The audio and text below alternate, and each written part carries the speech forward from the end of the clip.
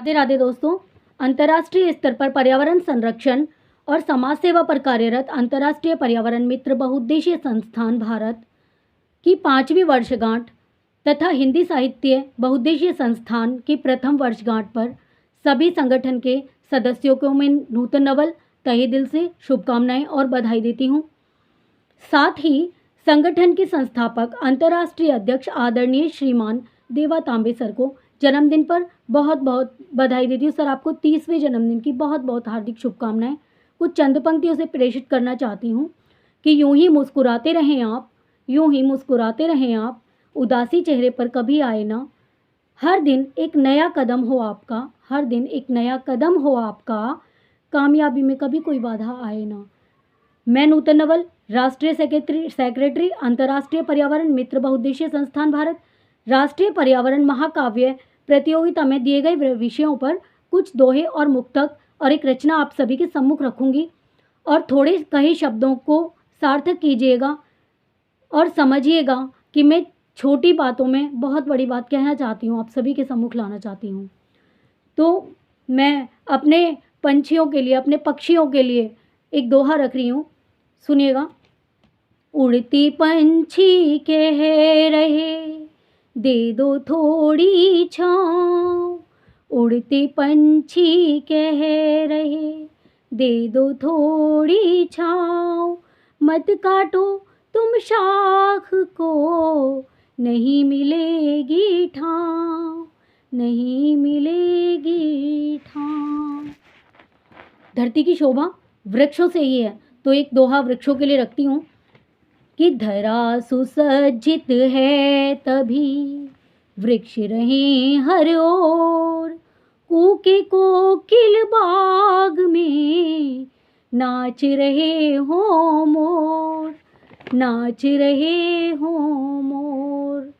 वृक्ष अगर ना हो तो ऑक्सीजन लुप्त हो जाएगी। तो ये दोहा देखिए।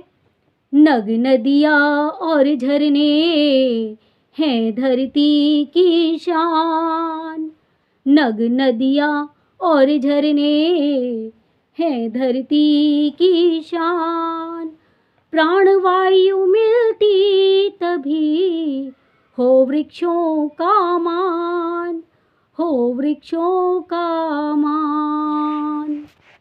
एक दोहा प्रदूषण के लिए रखती हूँ, क्योंकि प्रदूषण हर जगह फैला हुआ है और उसने सबको परेशान किया हुआ है। हम नहीं रुके वृक्षों को काटने से तो ये और फैलता जाएगा, सांस लेना दूभर कर देगा।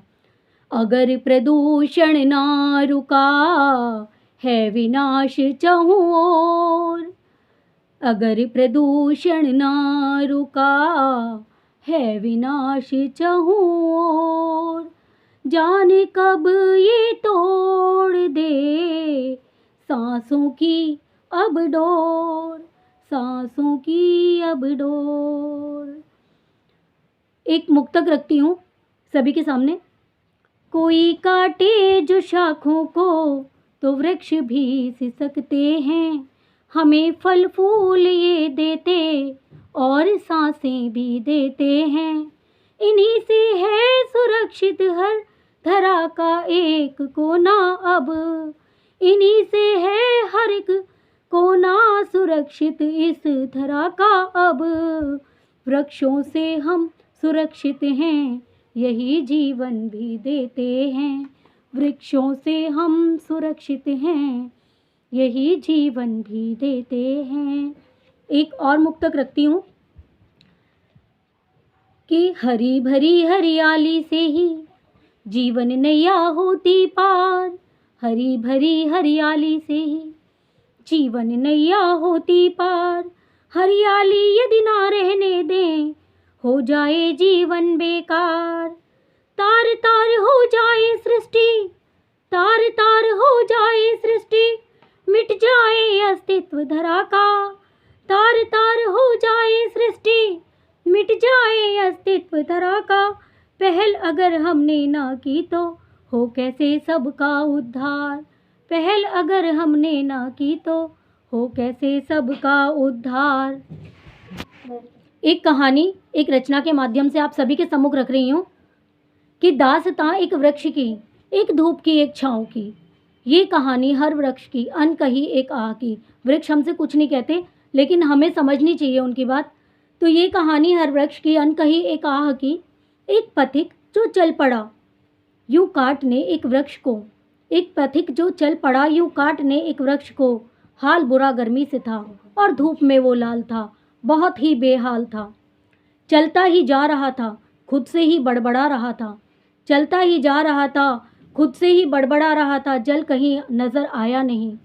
बेचैनी से वो तिलमिला उठा और दूर थोड़ा फिर चला, दूर थोड़ा फिर चला। हार थककर गिर गया।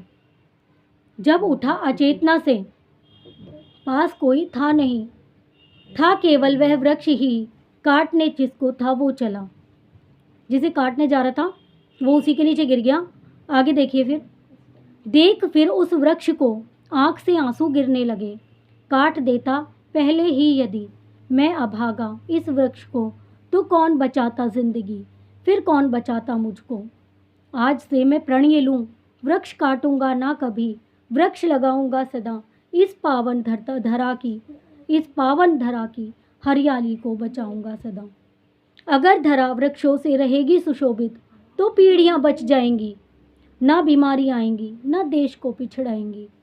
अब गया मैं खुद समझ, अब जन जन को समझाऊंगा, बस अब यही गीत गुनगुनाऊंगा। हर दिशा में अब यही नारा गूंजता रह जाएगा, वृक्ष लगाओ और सुरक्षित हो जाओ। खुद के लिए ना सही तो धरा के लिए, ना सही तो खुद के लिए और आने वाली पीढ़ियों के लिए। वृक्ष लगाओ, सुरक्षित हो जाओ। बस यही कहना चाहती हूँ। धन्यवाद। और चाहती हूँ कि आप मेरी थोड़ी कही बात को ज़्यादा समझेंगे। धन्यवाद।